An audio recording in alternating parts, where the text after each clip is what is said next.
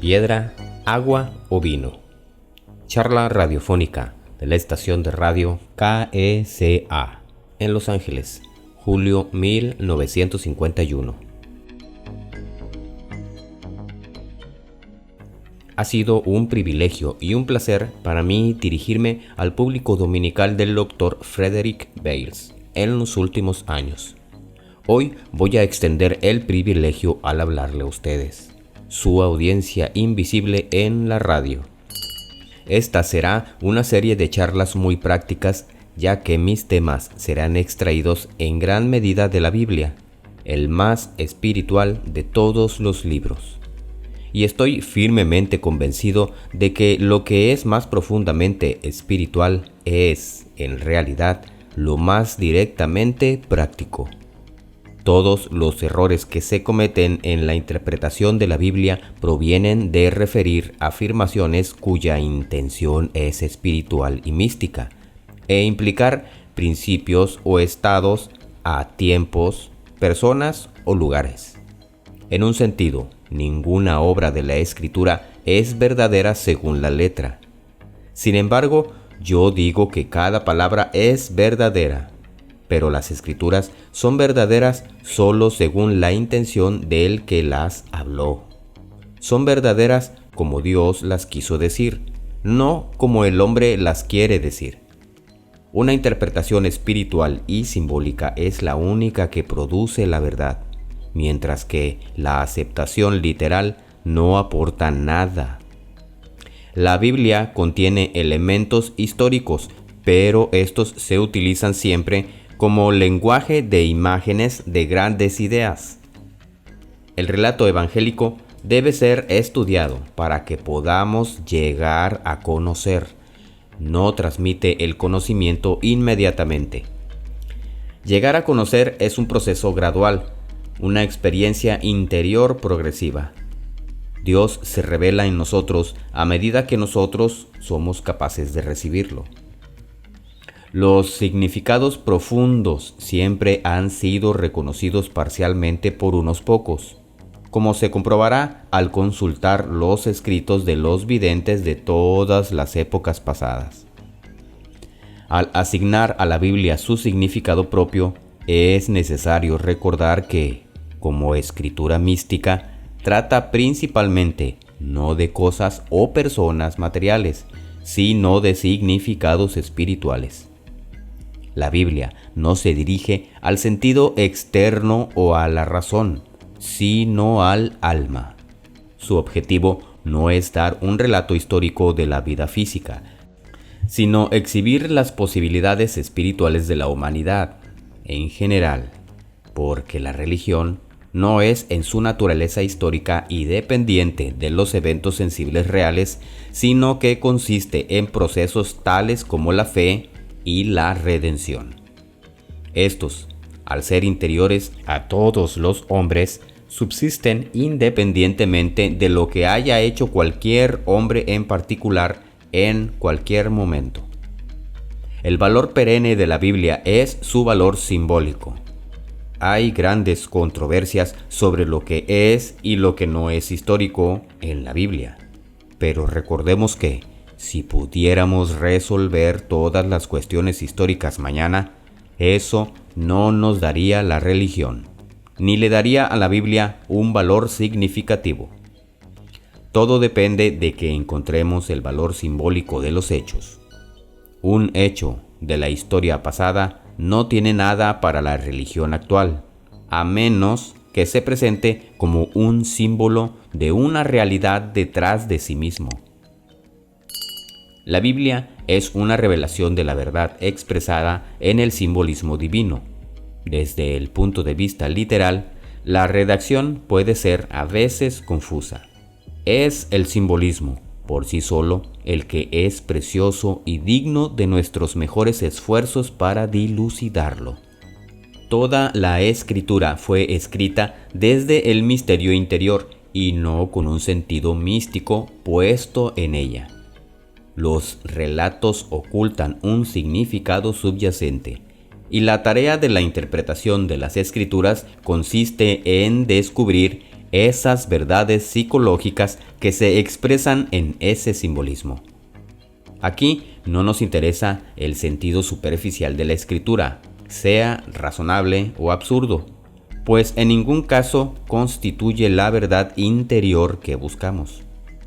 A lo largo de los siglos hemos tomado erróneamente la personificación por las personas, la alegoría por la historia, el vehículo que transmite la instrucción por la instrucción misma, y el primer sentido burdo por el sentido último que se pretende.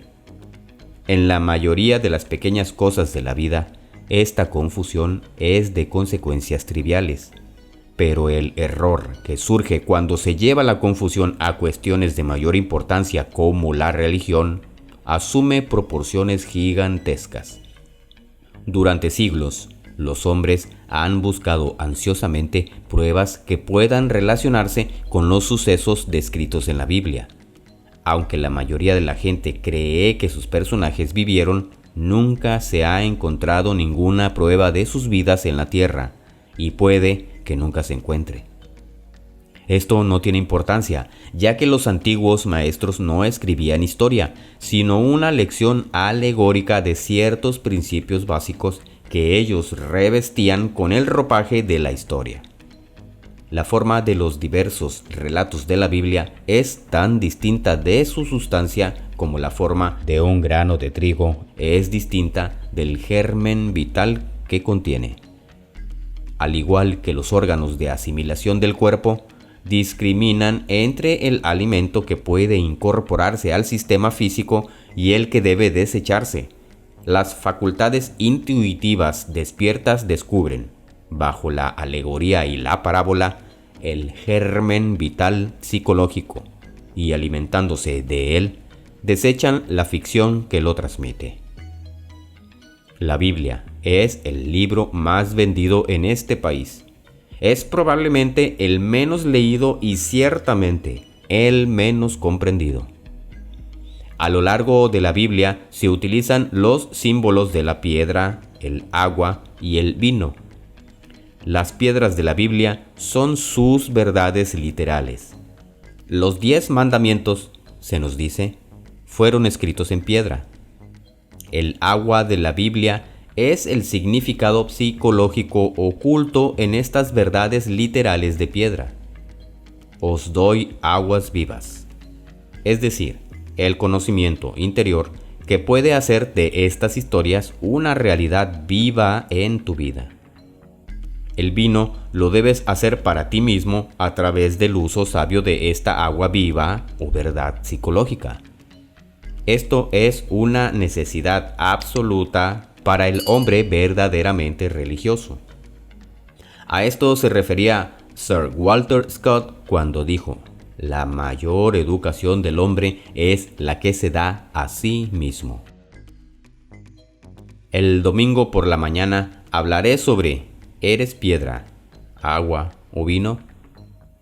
Tomaré el servicio del Dr. Bales a las 10:30 en el Teatro Fox Wilshires en Wilshires Boulevard, cerca de la Ciénaga. Cuando escuchen este mensaje pueden preguntarse: ¿eres piedra, agua o vino? Podrás juzgar si tu comprensión de la Biblia es meramente literal, psicológica o verdaderamente espiritual y, por lo tanto, profundamente práctica. La Biblia trata de principio a fin de superar la violencia que caracteriza el nivel actual de ser de la humanidad. Afirma la posibilidad de un desarrollo de otro nivel del ser que supere la violencia. El punto de vista adoptado es que la meta del hombre es este desarrollo interior, que es su única psicología real. Apartar la Biblia de su idea central de renacimiento, que significa una evolución interior e implica la existencia de un nivel superior, es no entender nada de su verdadero significado. La palabra de Dios, es decir, la enseñanza psicológica de la Biblia, es hacer que el hombre sea diferente, primero en el pensamiento y luego en el ser, para que se convierta en un hombre nuevo o nazca de nuevo. Siempre que la actitud totalmente nueva entra en la vida de una persona, el renacimiento psicológico ha ocurrido en cierta medida. El hombre quiere ser mejor, no diferente. La Biblia habla no de ser mejor, sino de otro hombre, un hombre renacido. El que no nazca de nuevo no puede ver el reino de Dios. El que no nazca del agua y del Espíritu no puede entrar en el reino de Dios. El que no naciere de nuevo no puede ver el reino de Dios. El que no naciere del agua y del Espíritu no puede entrar en el reino de Dios. No os maravilléis de que os haya dicho que debéis nacer de nuevo. Juan 3.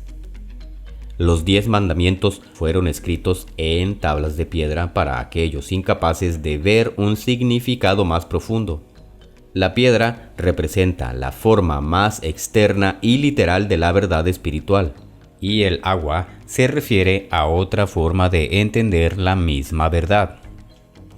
El vino o el espíritu es la forma más elevada de entenderla. Tal como son los hombres, tal les parecerá que es Dios, escribió John Smith, el platónico de Cambridge. El Dios del moralista es, ante todo, un gran juez y maestro de escuela. El Dios de la ciencia es la ley vital, impersonal e inflexible. El Dios del salvaje es la clase de jefe que él mismo sería si tuviera la oportunidad. La conducta de ningún hombre será más elevada que su concepción de Dios, y su concepción de Dios está determinada por la clase de hombre que él mismo es. Porque tal como son los hombres, tal les parecerá Dios. Y lo que es cierto del concepto que el hombre tiene de Dios, es igualmente cierto del concepto que el hombre tiene de la palabra de Dios, la Biblia. Será para él lo que él es para sí mismo. Dios es Dios desde la creación. La verdad sola es la salvación del hombre. Pero el Dios que adoráis pronto dejará de ser vuestro Dios, pues el alma, en su despliegue, cada vez más su pensamiento remodelando, aprende más verdaderamente, en su progreso, cómo amar y cómo adorar. Poemas de la vida interior, por Elizabeth Dotten. Siempre remodela sus pensamientos. Aprende más verdaderamente en su progreso cómo amar y adorar.